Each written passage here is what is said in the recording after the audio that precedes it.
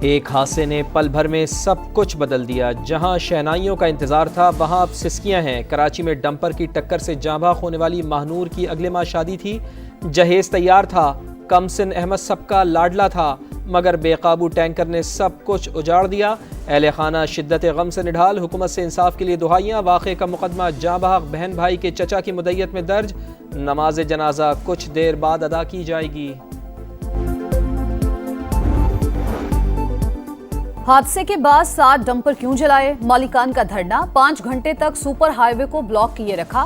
Police سے مذاکرات کے بعد احتجاج ختم کیا۔ جلاؤ گھیراؤ میں ملوث افراد کی گرفتاری کے لیے 72 گھنٹے کا الٹیمیٹم۔ جلنے والی گاڑیوں کا معاوضہ دینے کا مطالبہ۔ دوسرے گروپ کا راشد منہاس روڈ پر احتجاج، شہریوں پر پتھراؤ۔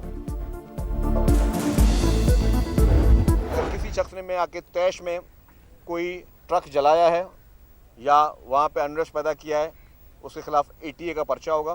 کچھ لوگ گرفتار کیے بھی ہیں۔ شرجیلی نام میمن کا ڈمپر جلانے والوں کے خلاف دہشت گردی کا مقدمہ درج کرنے کا اعلان۔ کہا 14 افراد کو گرفتار کر لیا۔ معلوم ہے کہ سازش کون کر رہا ہے، کامیاب نہیں ہونے دیں گے۔ جس ڈرائیور نے لوگوں کی جان لی اس کے خلاف ایکشن ہوگا۔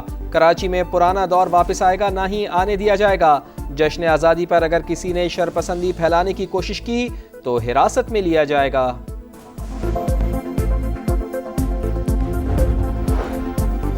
فیلڈ مارشل سید عاصم منیر کا 2 ماہ میں امریکہ کا دوسرا سرکاری دورہ۔ اہم عسکری اور سیاسی حکام سے ملاقاتیں۔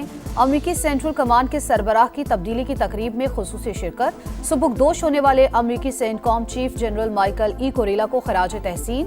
نئے سربراہ ایڈمرل بریٹ کوپر کے لیے نیک خواہشات کا اظہار۔ مشترکہ سیکیورٹی چیلنجز سے نمٹنے کے لیے تعاون جاری رکھنے کا عزم۔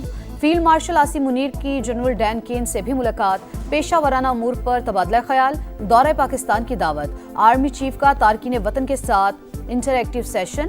پاکستان کے روشن مستقبل پر اعتماد رکھنے پر زور۔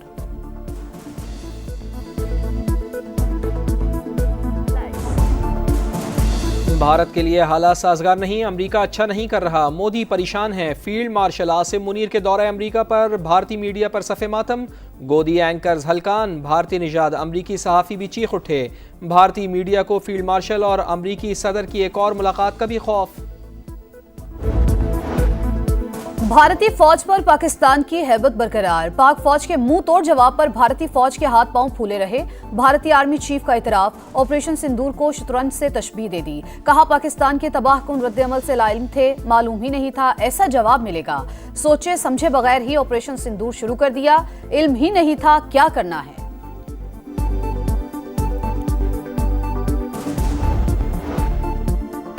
تحریک انصاف کے رہنما اسد قیصر نے قمر جاوید باجوہ کو توسیع دینا غلطی قرار دے دیا۔ قوم سے معذرت کر لی، کہا آئندہ اس قسم کے فیصلے کا حصہ نہیں بنیں گے۔ سول ادارہ ہو یا ملٹری، کسی میں توسیع نہیں ہونی چاہیے۔ سینیٹر فیصل واڈا کا جواب، کہا ایکسٹینشن نہیں، تسلسل جاری رہے گا۔ کسی میں دم ہے تو اس کو روک کے دکھائے۔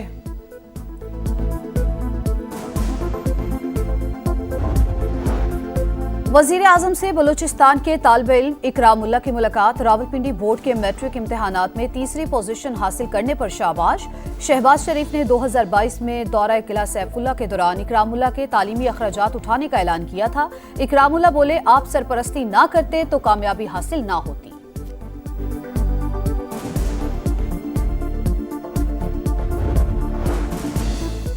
نائب وزیر اعظم اسحاق ڈار کا ترک وزیر خارجہ سے رابطہ۔ غزہ میں سنگین انسانی صورتحال پر شدید تشویش کا اظہار۔ پاکستان نے پھر غزہ پر قبضے کے منصوبے کو مسترد کر دیا۔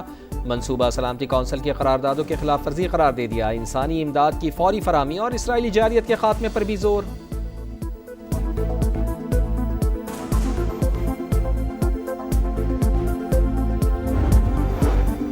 پاکستان کی پارلیمان کے قیام کے 78 سال مکمل۔ چیئرمین سینٹ اور اسپیکر نے بانیان پاکستان کی بصیرت اور جمہوری سوچ کو سراہا۔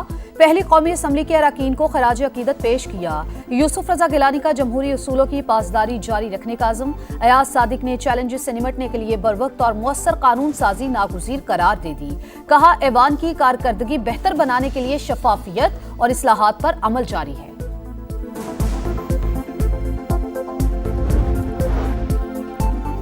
باجوڑ میں امن و امان سے متعلق قبائلی جرگے اور دوسرے فریق میں 10 دن سے جاری مذاکرات ناکام. حکام نے علی امین گنڈاپور کو آگاہ کر دیا. حکام کے مطابق دوسرے فریق کے مطالبات ناقابل قبول ہیں. 60% دہشت گردوں کا تعلق افغانستان سے ہے. اب علاقے میں موجود دہشت گردوں کے خلاف ٹارگیٹڈ آپریشن ہوگا.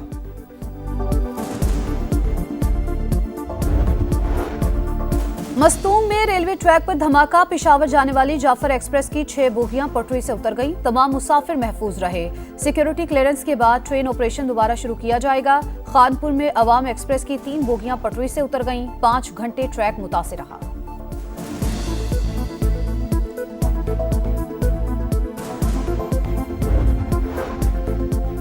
بلوچستان میں مسائل ہیں لیکن حالات اتنے خراب نہیں. حکومت مکمل امن بحال کرانے میں سنجیدہ ہے. وزیر اعلیٰ بلوچستان کی مٹیاری میں گفتگو. کہا مذاکرات کے قائل ہیں لیکن بے گناہوں کا ناحق قتل برداشت نہیں. دہشت گردی قابل قبول نہیں. امریکہ کے ساتھ پاکستان کا سالانہ تجارتی سرپلس $4 ارب سے تجاوز. 2 طرفہ تجارت میں 16% اضافہ ریکارڈ. پاکستان نے ایک سال میں امریکہ کو $5 ارب 83 کروڑ کی اشیاء برآمد کی. امریکہ سے درآمد میں بھی 40% اضافہ. حجم $1 ارب 76 کروڑ 30 لاکھ رہا. سکھر بیراج کے تبدیل شدہ 16 دروازوں میں ناقص مٹیریل استعمال کرنے کا انکشاف. گیٹس کا وزن بھی برابر نہیں. ویلز اور نٹ بولٹس میں 1 ماہ کے اندر ہی زنگ لگ گیا. صرف 3 لاکھ کیوسک کے ریلے سے ہی وائبریشن پیدا ہو گئی. انجینئرز نے پروجیکٹ ڈائریکٹر کو خط لکھ کر آگاہ کر دیا.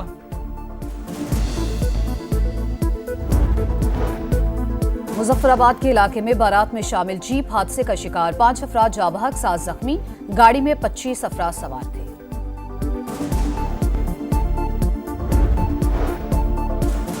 غزہ پر قبضے کا پلان پیش کرنے کے باوجود نیتن یاہو کے اتحادی ناخوش. شدت پسند وزیر سموٹریچ نے حکومت گرانے کی دھمکی دے دی. غزہ میں مزید سخت اقدامات کا مطالبہ. اسرائیل کی دہشت گردی جاری. 24 گھنٹے میں مزید 61 فلسطینی شہید. 5 بھوک سے جان کی بازی ہار گئے.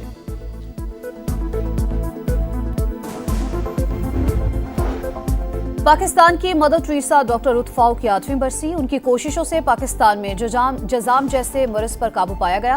پاکستانی قوم آج بھی ڈاکٹر رت فاؤ کی خدمات کی معترف. وزیر اعظم کا ڈاکٹر رت فاؤ کو خراج عقیدت. کہا قوم ڈاکٹر رت فاؤ کی خدمات کو ہمیشہ فخر کے ساتھ یاد رکھے گی.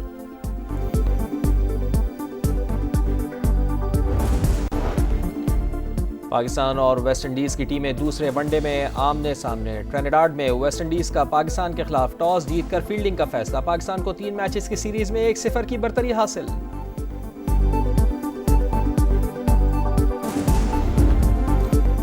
ای سپورٹس میں پاکستانی پلیئر نعمان چودھری کی شاندار performance. Tekken 8 esports world cup LCQ title جیت لیا. فائنل میں کورین حریف کو شکست دی. کراچی میں جشن آزادی ڈونکی کارٹ ریس. 50 سے زائد گدھا گاڑیوں نے حصہ لیا. ریس باغ ابن قاسم کلفٹن سے شروع ہوئی. پہلی پوزیشن لینے والے گدھے کے مالک کو 75,000 انعام ملا. جشن آزادی کی آمد صرف 4 دن باقی. ہر طرف سبز ہلالی پرچموں کی بہار. گلیاں اور محلے سج گئے. تقریبات بھی جاری. لاہور میں جشن آزادی سائیکل ریلی. شہریوں کی بڑی تعداد شریک ہوئی.